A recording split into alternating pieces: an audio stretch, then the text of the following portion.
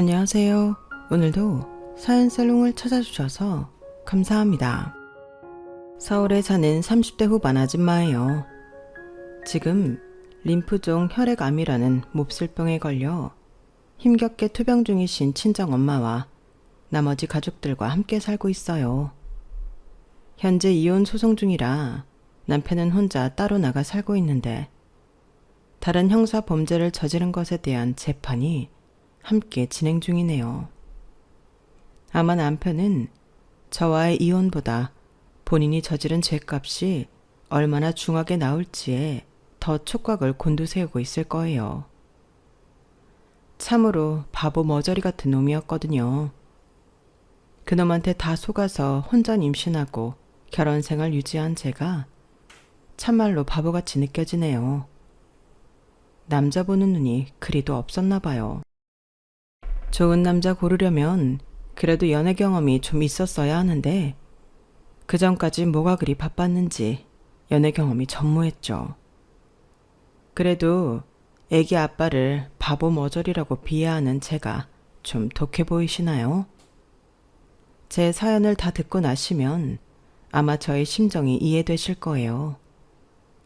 남편이 본인 형사재판에 더 신경을 쓰고 있듯이 저도 남편과의 이혼보단 친정엄마의 건강을 훨씬 더 걱정하고 있답니다. 림프족 혈액암이 뭔지도 잘 몰랐는데 전신에 퍼지기 쉬운 너무 무서운 암이더군요. 외동딸인 저를 위해 성실하고 착하게만 살아온 우리 엄마에게 왜 그런 끔찍한 병이 찾아왔는지 세상이 원망스럽기도 했죠. 지금은 엄마도 저도 다 받아들이고 치료에 힘쓰고 있어요. 제가 이혼하고 남편 인생은 나락으로 떨어지고 친정엄마는 시한부 판정을 받고 이 모든 게 지난 1년간 일어난 일이에요. 완전히 늪에 빠지는 기분이었죠. 그런데 그 와중에 정말 놀라운 일이 한 가지 일어났어요. 기적과도 같은 이 사건 덕분에 엄마가 대한민국에서 가장 좋은 병원 VIP실에서 암치료를 받고 있죠. 그래서인지 시한부 판정을 받았던 엄마가 요즘 조금씩 회복의 기미를 보이고 있기도 해요. 하늘이 우리 모녀를 가엾게 여겨 큰 행운을 내려주셨나 봅니다. 과연 제게 어떤 일이 일어났는지 궁금하시죠? 실제 겪은 저도 믿을 수 없는 마법 같은 일들을 지금부터 공개해 볼게요. 마치 카페에서 친구와 함께 수다 떨듯이 사연살롱 여러분께 상세히 털어놓을 테니 제 이야기 들어주세요. 막장 드라마에서나 볼 법한 연애 스토리는 바로 우리 부모님의 실화였어요. 엄마는 어린 나이에 부모님을 잃고 친척집을 전전하다가 그마저도 쫓겨나서 학교도 제대로 졸업하지 못한 채 상경했다고 하더군요.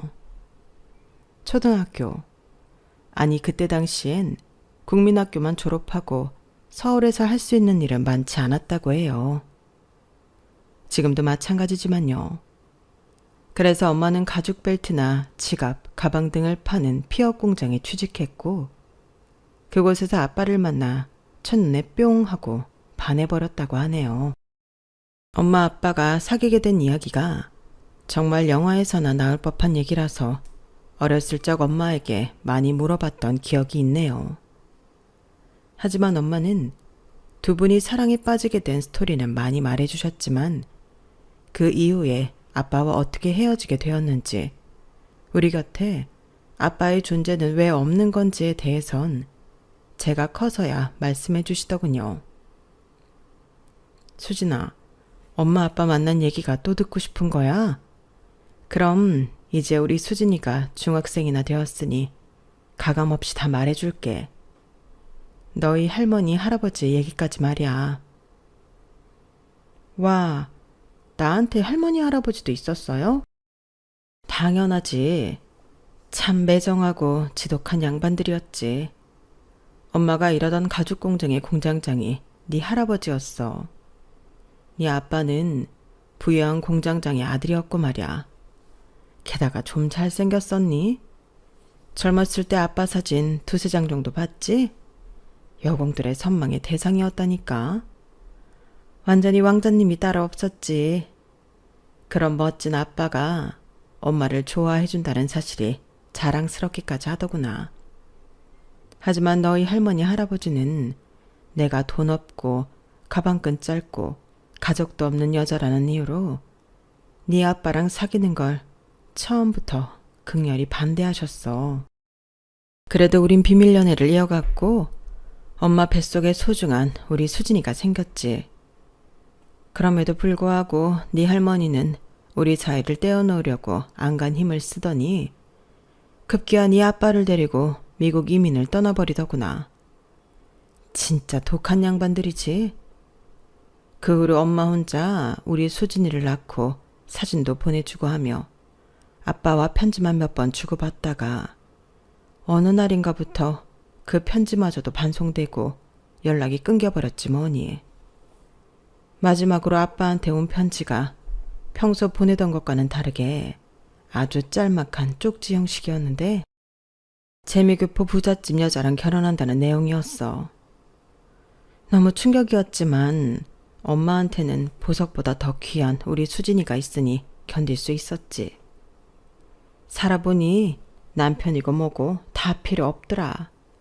자식이 최고인 거라. 엄마, 그럼 아빠한테 버림받은 거예요? 불쌍한 우리 엄마. 앞으로 내가 효도할게요. 우리 엄마 내가 지켜줄 거야.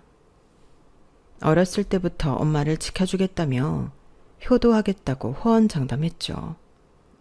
하지만 지금 생각해보면 친정엄마의 희생을 낼름낼름 받아먹기만 했지 정작 엄마에게 해드린 건 아무것도 없으니 불효녀일 뿐이었네요. 여자 혼자 힘으로 아이를 키우려니 얼마나 힘들었을까요? 엄마는 본인의 경험을 겨울 삼아 늘 제게 입버릇처럼 넌 절대 혼자 자식 키우지 말아라. 나중에 좋은 남자 만나서 결혼하거든 꼭 참고 절대 이혼하지 말고 살아라. 라는 말을 수천 번 하셨죠. 엄마의 신신당부 때문에 제가 망나니 백수 남편과 헤어지지 못하고 10년 넘게 살았는지도 모르겠어요. 이혼한 현재로서는 자식만을 위해 안 맞는 남편과 사는 게 과연 자식을 위한 길이 맞는지 아닌지도 모르겠고요. 어쨌든 엄마는 동네 아는 할머니들께 어린절 맡기고는 공장 일을 전전하셨어요. 조금 큰 다음에는 공장 마당에서 놀게 하고 일을 하곤 하셨죠. 공장에서 일하는 엄마의 동료들이 저의 이모이자 삼촌이었어요. 그분들이 다크서클이 내려올 정도로 고된 노동을 한 후 다 같이 모여 TV 코미디 프로를 보며 깔깔대며 웃었던 게 엊그제 일처럼 생생하네요. 그렇게 열심히 일해줬던 노동자들 덕분에 우리나라가 이렇게 잘 살게 된 것 같아요. 그 일꾼 중 한 명이 바로 우리 엄마였죠. 그때 당시에는 최저임금 개념도 없었기에 또 얼마나 박봉이었는지요. 아무리 잔업을 하고 몸을 갈아 넣는 노력을 해도 목돈을 마련하기엔 어려웠죠. 당연히 엄마와 전 허리띠를 졸라매고 궁상 맞을 정도로 아끼며 살아야 했어요. 어떤 주택에 사글세 방 한 칸에 살고 있었는데 연탄 한 장 값을 아끼기 위해 연탄불도 안 떼다가 너무 추워 견딜 수 없는 날만 한 장 떼곤 했죠. 그날도 어쩔 수 없이 한 장 떼고 그 다음날 아침에 일어나려는데 갑자기 숨이 잘 쉬어지지가 않고 연신 토하고 싶은 마음만 들더군요. 그래서 옆에서 주무시는 엄마를 깨웠더니 엄마가 쓰러져서 일어나질 못하더라고요. 엄마, 죽은 건 아니지? 얼른 일어나봐요, 엄마. 잘 움직이지도 못하는 몸으로 기어가 119에 전화를 했어요. 그 후로는 저도 쓰러졌었는지 기억이 없어요. 눈 떠보니 병원이었죠. 연탄가스 중독이었어요. 예전엔 가끔 일어나는 흔한 일이라고는 하지만 자칫 사람도 죽을 수 있는 무서운 사건이었죠. 의사 선생님, 우리 엄마는 어디 있어요? 살아 있어요? 누워서 엄마만 찾고 있는데 다행히 엄마도 의식을 찾고는 옆 침대에 누워 계시더군요. 우리 모녀는 둘 다 연탄가스를 흡입해 힘이 딸려 일어나진 못하고 손을 뻗어 손가락만 겨우 부여잡았어요. 수진아, 우리 딸 괜찮지? 살아줘서 고마워. 천만 다행이다. 하늘이 도왔어. 아주 허름한 방에서 살다 보니 별일이 다 있었네요. 그 후로 또 연탄가스가 셀까봐 그 집에선 이사를 나오고 어떤 조그만 건물 2층에 살게 되었어요. 1층엔 주인 세대가 살고 있었고요. 주인분들은 사업을 한다고 들었는데 몇 년 후 사업이 잘 되지 않았는지 그 건물이 경매로 나왔다고 하더군요. 주인들이 울며 겨자 먹기로 쫓겨나듯 나가면서 우리 엄마에게 제안을 했어요. 이 집 경매로 나왔는데 아까우니까 애기 엄마가 사면 어때요? 네? 저희 보고 이 건물을 사라고요? 저 혼자 버는데 무슨 돈이 있겠어요. 저희 돈 없어요. 요즘 누가 제 돈 주고 집 사고 건물 사고 하나. 다 은행에서 대출 받아서 사지. 돈이 돈을 버는 법이야. 우리도 진작 부동산에나 투자했으면 월세 받으며 편하게 놀고 먹을 수 있는 건데 괜히 남편이 사업한다고 해서 다 말아먹고. 에휴, 장기적으로 보면 부동산은 무조건 오르게 돼 있어. 내 말 명심하라고. 무슨 예언처럼 던지고 간 그 말을 듣고 엄마는 거의 올 대출로 경매판에 헐값에 나온 그 건물을 샀어요. 아주 조그맣고 오래된 건물이라 아무도 쳐다보지 않던 건물이었죠. 아마 그때 당시 2억도 안 되는 돈으로 산 것 같아요. 하지만 그 이후로 딱히 리모델링도 안 했는데 현재 이 건물 시세가 20억이 넘어간다고 하네요. 이 주변이 재개발이 되어 천지개벽할 정도로 상권이 좋아졌거든요. 제가 살아온 곳이긴 하지만 참 믿을 수 없는 가격이네요. 어쨌든 전 주인의 말을 듣고 사길 참 잘했다는 생각이 듭니다. 물론 엄마는 그 대출을 갚는데 아주 오래 걸렸어요. 계속 공장 일을 하셔야 했고 나중엔 하나로 만족을 못 하시고 공장 2군데를 다니며 밤낮으로 일을 하셨어요. 마치 일 중독처럼 말이죠. 그런 엄마를 보며 저 또한 나태하게 생활할 수 없었어요. 최대한 열심히 공부해서 나름 서울 좋은 대학에 입학했고 졸업도 하기 전에 7급 공무원에 합격할 수 있었죠. 대학 합격했을 때와 마찬가지로 우리 모녀는 치킨 한 마리 시켜놓고는 부둥켜 안고 엉엉 울었어요. 서로에게 감사하면서 말이죠. 우리 수진아 고생했다. 엄마는 맨날 돈 번다고 밖으로만 돌았는데 이렇게 스스로 공부도 잘하고 취업까지 척척 해주다니. 너한테 감사하고 하늘에 감사할 뿐이다. 날 위해 엄마는 하루에 4-5시간 잘 때 빼곤 하루 종일 일하는데 뭘. 엄마, 이제 그렇게 살지 마세요. 그렇게 살다가 건강이라도 나빠지면 나 혼자 어떻게 살아. 이제 적은 돈이지만 나도 돈 벌 거고 이 건물에서 월세도 좀 나오니 편하게 사세요. 이 건물 대출도 다 갚았잖아. 내가 용돈도 두둑히 드릴게. 내가 돈이 뭐가 필요하겠어요. 다 엄마를 위해 쓸 거야. 수진아, 넌 이제 결혼자금 모아서 시집가고 가정 꾸릴 생각해. 엄마는 알아서 생활 잘할 테니. 넌 엄마처럼 살지 말고 예쁜 가정 꾸려서 남편과 아이와 함께 알콩달콩 사는 모습을 보고 싶어. 그게 엄마 소원이야. 그땐 20대였기에 결혼이고 뭐고 눈에 잘 안 들어왔어요. 그리고 저에겐 연애 세포가 없는 건지 소개팅으로 남자를 몇 번 만나봐도 당최 눈에 들어오지 않더군요.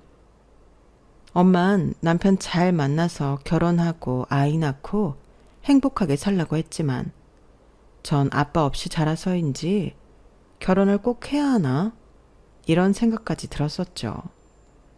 그렇게 취업 후 몇 년간 일에만 몰두했어요. 하루는 친구를 만나러 강남역에 나갔는데 어떤 고급차가 한 대 제 앞에 끽 서더군요. 전 너무 놀랐어요. 창문이 열리고 웬 남자가 절 향해 윙크를 하더군요. 그 옛날 야타족도 아니고 웬 날라리인가 했죠. 무시하고 가려는데 그 차가 절 계속 쫓아왔어요. 주변에서 다른 차량들이 빵빵대도 말이죠. 지금 저한테 윙크 날리시는 거예요? 대체 왜 이러시죠? 너무 마음에 드는데 빨리 걸어가시길래 차로 쫓아왔네요. 지금 약속 있으신 거예요?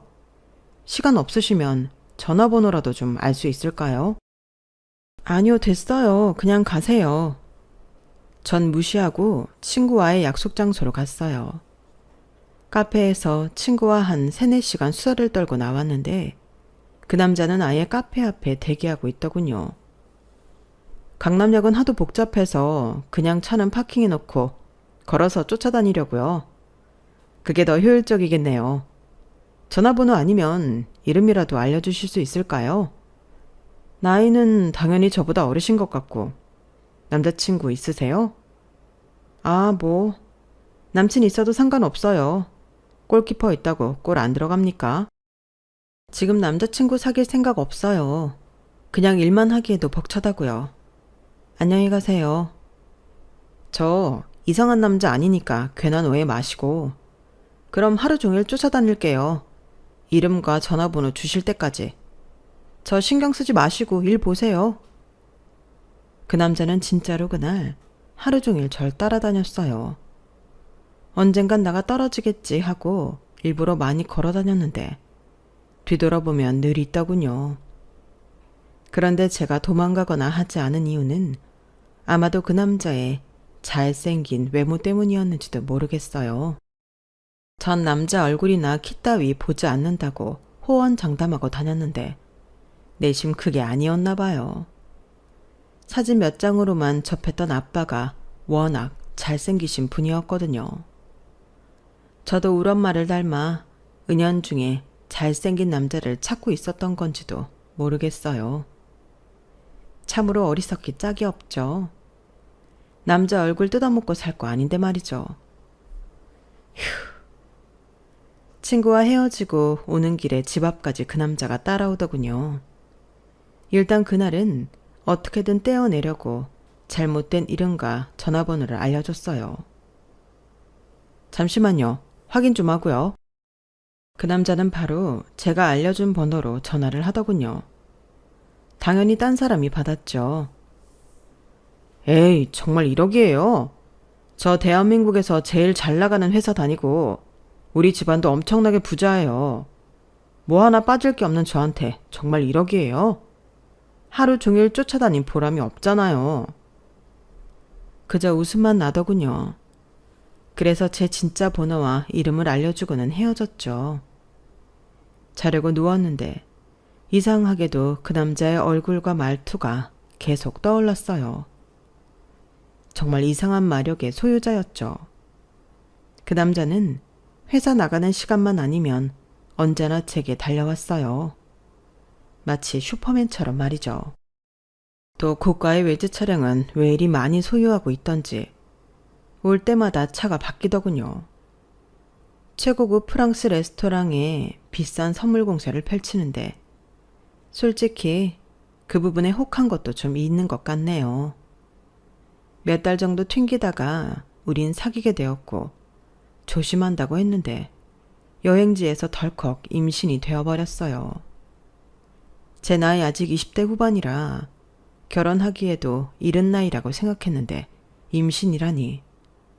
하지만 이미 엎질러진 물이었죠. 드디어 임신된 거야? 내가 다 노린 거지. 이왕 이렇게 된 거 결혼까지 쭉 이어가자고. 그럼 우리 엄마 아빠 다 데리고 올 테니 이번 주말에 상견례 하자. 얼떨결에 상견례 일정까지 잡혔으니 엄마에게 말씀을 드려야 했죠. 엄마, 나 임신했어. 남자친구가 결혼까지 빨리 해버리자네? 상견례 일정 잡았는데 오실 수 있죠? 뭐? 임신? 수진아, 괜찮은 남자인 거야? 넌 엄마같이 살면 안 돼. 좋은 사람과 행복한 가정 꾸려야 한다고. 나한테도 잘해주고 성격 좋고 집안도 꽤 잘 사는 것 같고 대기업 다니는 사람이에요. 키 훤칠하고 잘생겼고요. 일단 아기가 들어섰다니 이제 와서 뭘 어쩌겠니. 우리 딸내미 선택을 믿어야지. 네가 좋다면 엄마도 좋아. 상견례 자리에 나갈 제대로 된 옷이 있나 모르겠네. 그렇게 상견례까지 일사천리로 진행됐네요. 인물 좋은 남친의 부모님도 역시 탤런트처럼 멋지게 생기셨더군요. 교양이 넘치기도 했고요. 남친 부모님마저 옆으로 차문이 열리는 람보르기니를 타고 오셨더라고요. 나이도 지긋하신 분들이 선택하기엔 좀 의외의 차였지만 돈 많은 분들이니 그러려니 했죠. 상견례는 사돈간의 예의를 갖추는 분위기 속에 순조롭게 끝났어요. 이제 진짜 결혼 준비가 남았죠. 남친은 본인 명의의 강남 아파트가 있다며 그곳에서 신혼을 시작하면 될 것 같다고 하더군요. 결혼식도 전 소박하게 하고 싶었지만 남친의 요구로 최고급 호텔에서 치르게 되었죠. 어느새 저는 만삭이 되어 육아휴직을 내고 집에서 살림을 하고 있었어요. 그런데 띵동 하고 벨이 울리더군요. 인터폰으로 보니 웬 누추한 거적대기를 입은 할머니가 서 계셨어요. 누구세요? 저 나석이 엄마인데 우리 나석이 얼굴 좀 보러 왔어요. 나석이 친구가 여기 가면 나석이 볼 수 있다던데. 결혼까지 했다는데 엄마한테 이런 방구 말이 없어서. 혹시 되게 나석이 섹시요? 김나석 씨요? 제 남편인데요. 아니 할머니가 우리 시어머니 얼굴이 아닌데? 나석이 엄마라니 그게 무슨 소리죠? 혹시 물건 팔러 오신 거예요? 안 사요. 나가주세요. 그 할머니는 끈질기게 배를 눌러댔어요. 전 옆집에 괜히 피해가 갈까봐 일단 문을 열어드렸죠. 그 할머니 얼굴을 보는데 묘하게 남편의 얼굴이 오버랩되더군요. 그러나 엄청 고생이 찌든 까맣고 주름 자글자글한 얼굴이었죠. 문을 열어드리자 그 할머니는 대뜸 울기 시작하더군요. 색시가 내 며느리군요. 아이고, 임신까지 했네 그려. 우리 나석이 아기 맞죠? 손녀예요, 손자예요? 아니 할머니, 혹시 치매이신가요? 자꾸 저보고 며느리라고 하시고 전 시어머니, 시아버지 따로 계세요. 잠시만요. 남편한테 전화해 볼게요. 여보, 지금 어떤 할머니가 우리 집에 왔어. 당신 엄마라면서 말이야. 당장 집에 와줄 수 있을까? 회사에 말하고 말이야. 뭐? 아이씨, 알았어. 내가 갈게. 남편이 집으로 달려오는 동안 그 할머니는 말을 이어갔어요. 계속 비통한 표정으로 말이죠. 우리 나석이가 어렸을 때부터 그렇게 거짓말을 해대더군요. 거의 병적으로 말이죠. 시골 촌구석에서 이렇게 잘생긴 아들이 태어나니 주변에서 바람을 꽤나 넣었는지 어쩐지 본인이 진짜 왕자님인 줄 알고 착각하고는 없는 살림에 사기까지 쳐서 돈을 마련해 사치스럽게 살더이다. 상견례까지 했다고 했죠. 그거 아마 다 섭외한 사람들이었을 거예요. 찢어지게 가난한 집안이 창피해서 맨날 그렇게 거짓부렁을 하고 다니더라고요.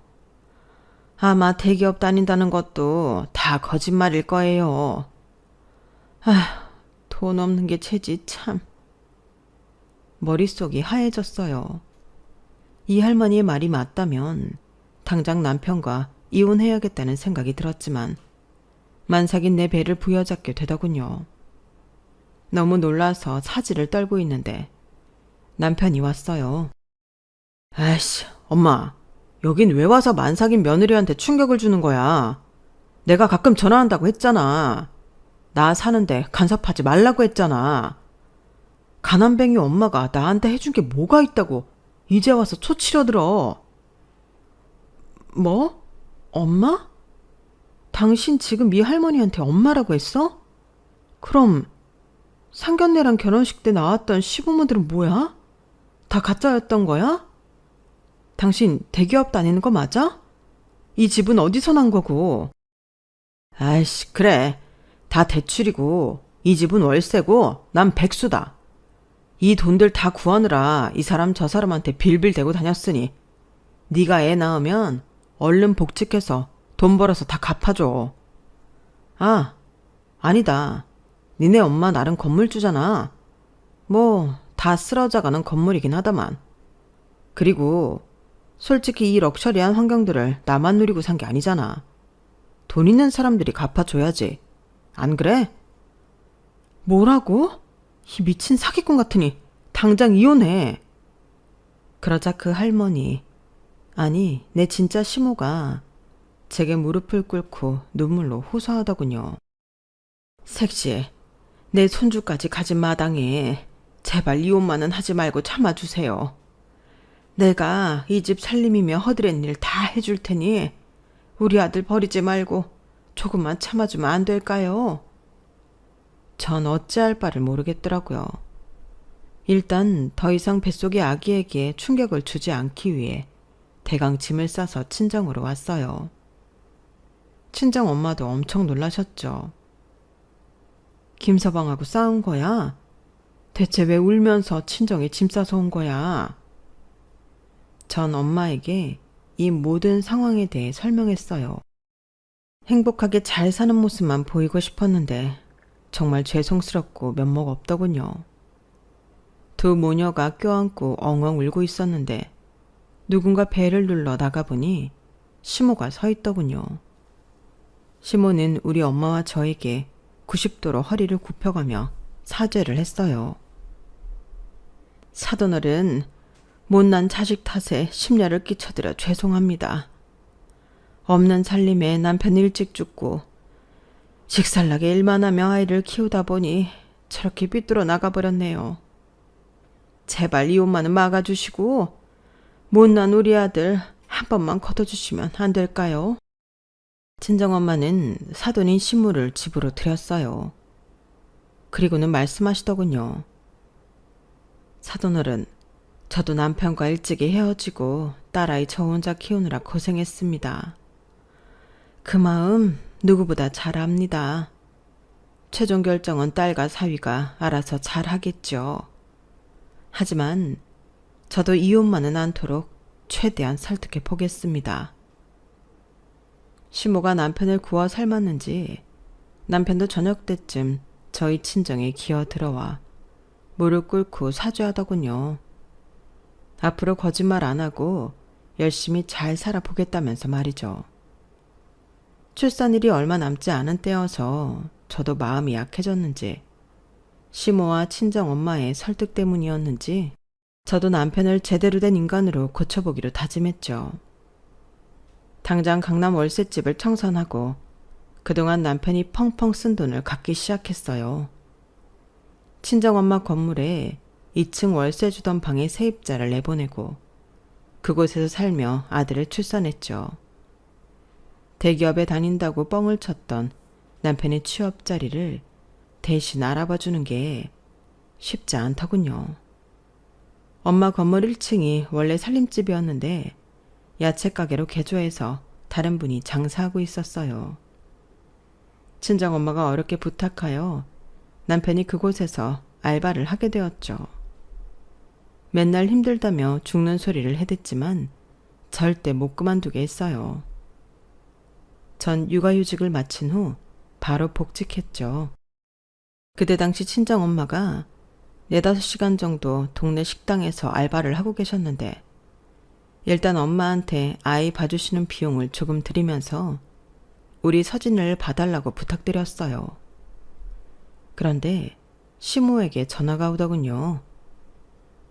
저 며느리야, 이번에 복직하면서 친정엄마가 아기 봐주시기로 했다고? 그거 말이야. 내가 봐주면 안 될까? 아기 봐주는 비용을 내가 받으면서 말이야. 하도 간곡하게 부탁하시길래 친정 엄마께도 말씀드리고 시모가 우리 집에 함께 살며 봐주는 걸로 세팅되었어요.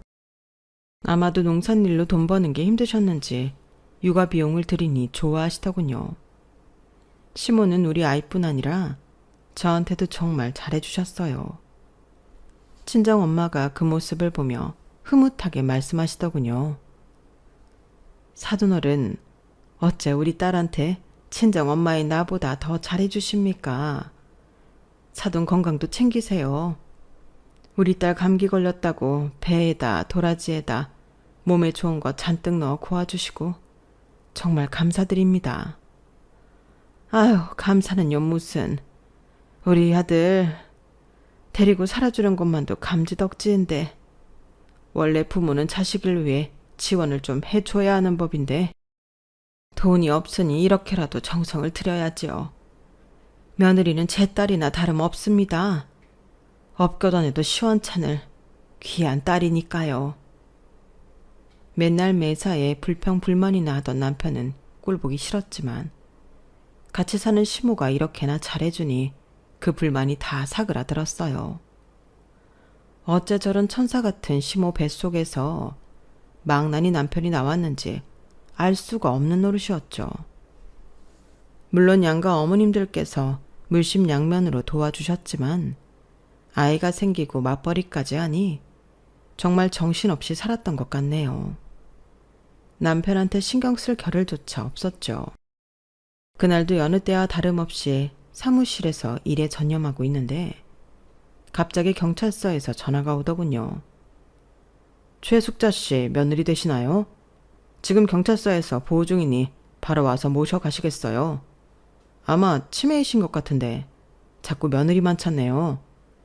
며느리 전화번호는 외우신 모양이에요. 너무 놀라서 바로 경찰서로 달려갔어요. 시모가 겁에 질린 표정을 하며 앉아있더군요. 절 보더니 제품에 와락 안겼어요. 며느리야, 이게 어떻게 된 일이지? 내가 시장 나왔다가 도저히 집 가는 길이 생각이 안 나더구나. 네 전화번호밖에 생각이 안 나더라고. 나한테 무슨 일이 생긴 건지 대체? 다음 날이 밝자마자 시모를 데리고 병원에 찾아가서 검사를 받아봤어요. 치매가 진행되는 단계라고 하더군요. 겁이 덜컥 났어요. 일단 남편과 친정엄마와 함께 상의를 했죠. 여보, 일단 우리 서진이를 더 이상 어머님께 맡길 수는 없을 것 같아. 서진이도 봐야 하고 어머님도 케어해야 할 사람이 필요하니 당신이 야채 가게 알바 그만두고 맡아주면 안 될까? 가게에서 하루 종일 일한다고 돈을 많이 받는 것도 아니잖아. 뭐야? 너 지금 장모님 앞에서 서방님 무시하냐? 내가 알바나 하고 있으니까 나보고 그만두고 치매 걸린 우리 엄마랑 서진이 둘 다 보라고? 그거 못해.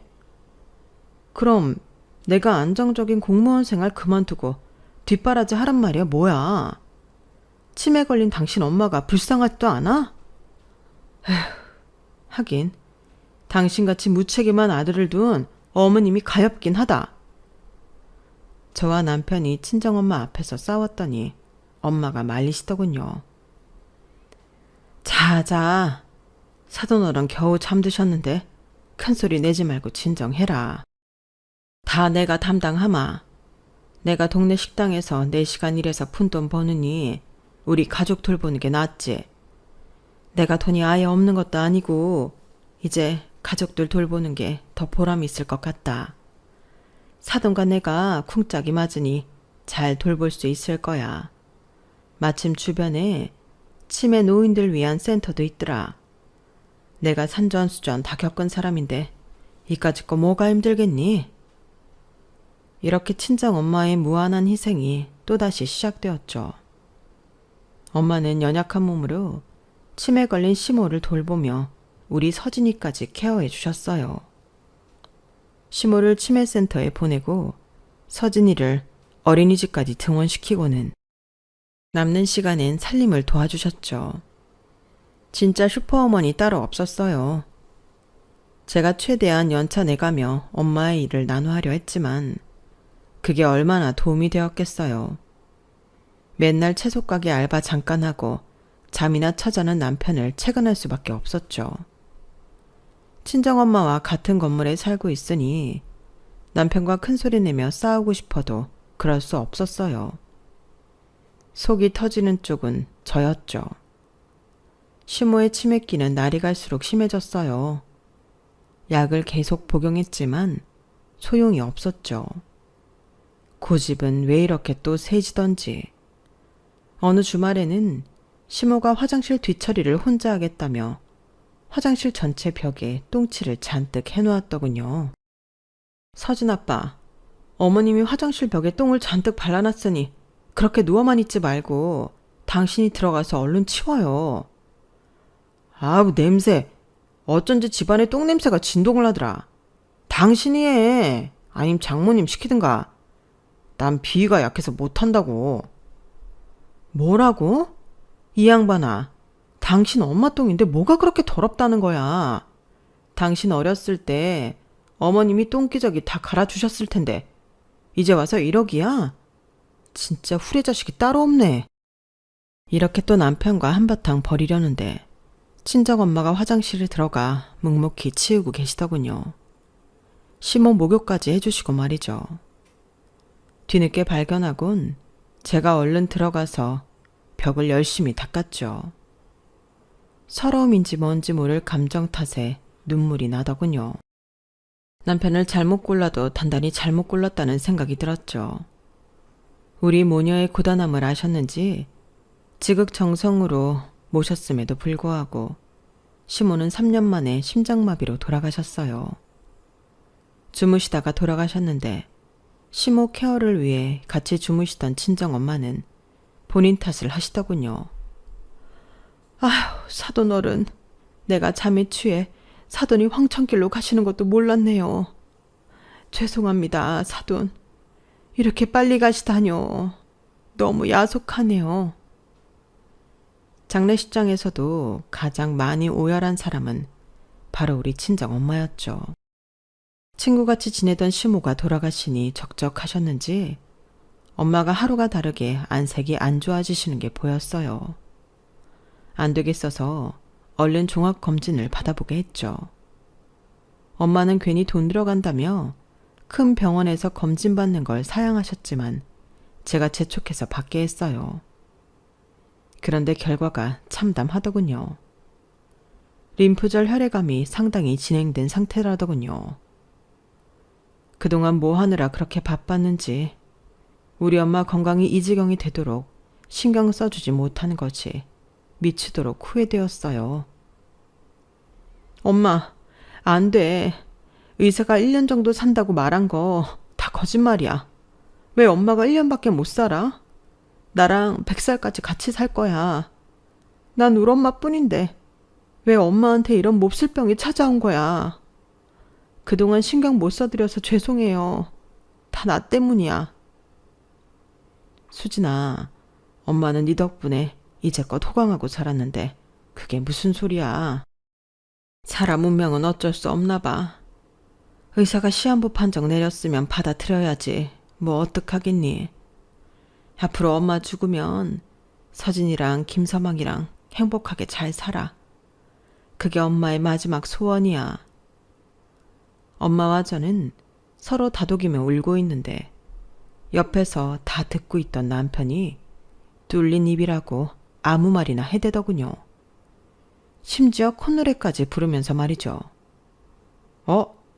그럼 어머님 돌아가시기 전에 이 건물 저희 부부 공동 명의로 돌려주시면 안 될까요? 상속세보다 증여세가 더 적게 나가지 않을까 싶어서요. 미리 상조도 가입해놓고 말이죠. 그럼 내가 장례식을 좀 알아볼게요. 여기는 육개장이 별로였단 말이야. 다른 곳을 알아볼까? 제일 싼 데가 어디지? 남편의 망언에 저와 엄마는 얼어붙고 말았어요. 이미 오열한 상태라 기운 빠진 엄마는 부들부들 떨며 남편에게 문자 하나를 보내더군요. 김서방, 아니 이제 남일 테니 그냥 김나석이라고 부르겠네. 지금 내가 보낸 문자 확인하게나. 딸아, 너에게도 보냈으니 확인해봐. 그리고 오늘부로 저놈이랑 당장 이혼해라. 저와 남편은 엄마가 보낸 문자를 열어보았어요. 어떤 동영상이 하나 전송돼 있더군요. 엄마가 부연 설명을 해주셨죠. 김나석, 네가 얼마 전에 1층 야채 가게에서 돈을 훔쳤다지? 가게 주인이 나한테 이 CCTV 영상을 보냈더구나. 사위 교육 똑바로 시키라면서 말야. 당장 경찰에 신고한다는 걸 내가 돈 주고 싹싹 빌어서 무마했네. 다 내 딸과 잘 살길 바랬기 때문이야. 하지만 다시 마음 바꿔 경찰에 신고하라고 해야겠구먼. 친정엄마는 잘 나오지도 않는 목소리로 1층 야채가게 주인에게 전화를 걸어 바로 경찰에 신고해달라고 하셨어요. 남편이 사색이 되어 말렸지만 이미 엎질러진 물이었죠. 장모님, 제발 경찰한테 신고만은. 제가 잘못했어요. 제가 경찰에 잡혀가면 우리 서진이는 누가 보겠어요. 제발 용서해 주시고 저 이혼시키지 말아주세요. 저 이제 나이도 많이 먹어서 누가 밥 먹여줄 사람도 없다고요. 정말 찌질한 새끼였어요. 내 아들의 아빠라는 사실이 부끄럽고 창피했죠. 서진 아빠, 아니 김나석, 너 이제 남의 돈까지 훔치고 다니냐? 당장 짐 싸서 우리 엄마 집에서 나가. 이혼 소송할 테니까 변호사 통해서 연락하고 나한테는 직접 문자도 한 통 보내지 마. 그렇게 남편을 트렁크 짐 하나와 함께 쫓아내버렸어요. 그 인간이 눈앞에 안 보이니 속이 다 시원하더군요. 변호사를 통해 듣자니 남편은 경찰 조사를 받으며 구속될 위기에 놓여 있다고 하네요. 더 높고 빽 없는 인간이니 교도소에서 콩밥 먹으며 정신 좀 차리라죠 뭐. 그 후로 전 공무원 휴직계까지 써가며 엄마를 돌봤어요. 1년 일하는 시한부 판정을 받았지만 절대 그냥 보내드릴 수 없었어요. 그러던 어느 날 친정엄마가 얼굴이 사색이 되어 제게 말씀하시더군요. 수진아, 네 아버지한테서 전화가 왔어. 이따 우리 집으로 오기로 했다. 이게 꿈이냐 생시냐. 뭐요? 내 아빠? 미국에 계시다면서요. 진짜 우리 아빠 맞는 거예요, 엄마? 전 믿을 수 없었지만 1시간 후 집으로 찾아온 할아버지는 사진 속 그 잘생긴 청년과 얼굴이 비슷했어요. 꿈에 그리던 내 아빠가 맞더군요. 네가 수진이니? 우리 딸 수진이 맞지? 엄마 젊었을 때 얼굴과 똑같구나. 마치 타임머신을 타고 옛날로 돌아간 기분이야. 딸아, 정말 미안하다. 이제야 찾아온 아빠를 용서해 다오. 저도 너무 놀랐지만 엄마와 아빠는 부둥켜 안고 한참을 우셨어요. 믿겨지지 않는 듯 서로의 얼굴을 어루만지면서 말이죠. 저 또한 믿을 수 없는 기적 같은 일이었죠. 몇 시간 동안 서로 부둥켜 안고 엉엉 울고는 아빠가 미국에서 지금껏 살아온 이야기를 들을 수 있었어요. 내가 당신에게 이별의 편지를 보냈다고? 그건 전혀 사실이 아니야. 아마 우리 부모님께서 내가 보낸 것처럼 해서 보낸 듯하오. 난 미국에서 당신과 수진이를 잊지 못하다가 몇 년 후 거의 강제로 집안끼리 정략 결혼을 했지. 그런데 9.11 테러 때 뉴욕으로 놀러갔던 내 식구들이 모두 죽고 말았어. 벌써 20년도 더 된 일이지만 그 소식을 들었을 때의 끔찍함은 아직도 생생하구만. 나 혼자 부모님 사업을 물려받아 지금껏 경영하다가 미국에서의 모든 생활을 다 접고 서울로 들어왔지. 지난 수십 년간 당신과 수진이의 행방을 수소문해왔지만 알 길이 없었어. 그런데 당시 피업 공장에서 일했던 사람을 우연히 만나게 되어 당신 전화번호를 받을 수 있게 되었어. 그런데 당신이 지금 혈액암 투병 중이라는 사실을 듣고 얼마나 놀라고 슬펐는지 몰라. 운명이 어찌나 얄궂던지. 하지만 걱정 마오. 내 전 재산을 쏟아 부어서라도 당신 건강 꼭 되찾게 해줄 테니 걱정 마요. 고마워요, 수진 아빠. 나랑 수진이를 뒤늦게라도 찾아줘서 정말 고마워요. 그렇게 엄마와 아빠는 재회하셨어요. 우리 식구는 아빠가 살고 계시다는 대저택으로 거처를 옮겼어요. 혼자 사시는 집이 넓어야 얼마나 넓겠거니 했는데 90평대 아파트에 방이 5개나 되니 무슨 올림픽 경기장처럼 느껴지더군요. 아빠의 지원 덕분에 엄마는 최고급 병실에서 VIP 환자 대우를 받으며 투병하고 계세요. 좋은 환경에서 치료해서 그런지 주치의가 놀랄 정도로 경과가 좋아지고 있더군요. 모든 게 세팅되고 난 후 아빠가 하신 일은 바로 엄마와의 혼인신고였어요. 저도 동행했는데 그 자리에서 얼마나 뭉클하고 또 감동적이던지 제가 다 오열하고 말았네요. 엄마는 거의 38년 만에 하는 혼인신고였으니까요. 엄마, 유부녀 된 거 축하해요. 이제 건강 회복할 일만 남았네. 이렇게 농담도 하면서 우리 가족은 크게 웃을 수 있었어요. 앞으로 아무리 힘든 일이 있어도 늘 웃으면서 헤쳐나갈 생각입니다. 제발 엄마가 사랑의 힘으로 하루라도 더 살 수 있기를 간절히 빌어봅니다. 여러분께서도 저희 엄마의 건강을 위해 기원해 주시면 감사하겠습니다. 모두들 건강 챙기세요. 세상 모든 가치 중에 건강이 최고인 것 같습니다. 행복하시고요. 여러분, 사연 댓글에 응원과 현명한 조언 부탁드려요. 좋아요와 구독은 저에게 큰 힘이 됩니다. 오늘도 좋은 일 가득하세요.